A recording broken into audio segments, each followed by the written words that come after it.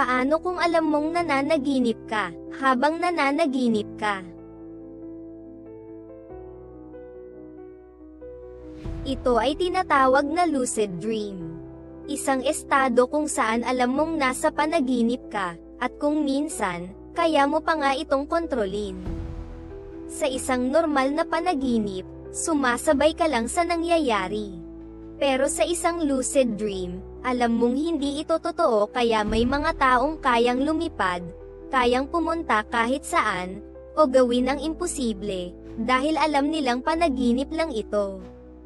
Sa agham, nangyayari ito kapag ang bahagi ng utak na responsable para sa kamalayan ay nagiging aktibo kahit na natutulog ka.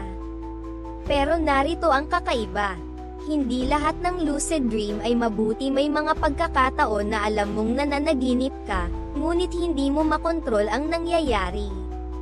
Nagiging mas matindi ito kapag napakalinaw ng paligid, parang totoong-totoo, at may mga karakter na umaarte na parang may sarili silang isip. May mga nagsasabi na kapag kinausap mo ang mga tao sa iyong lucid dream, minsan iba ang kanilang sagot, hindi normal, hindi inaasahan, at doon nagsisimula ang takot.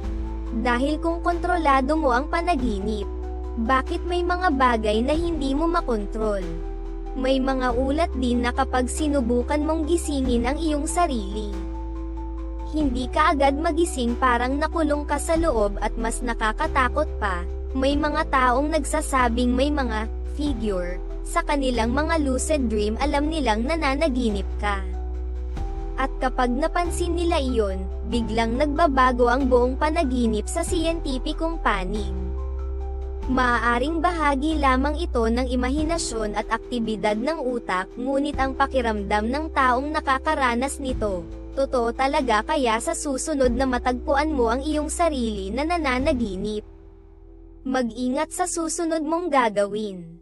Dahil minsan, hindi lang ikaw ang gising sa iyong panaginip.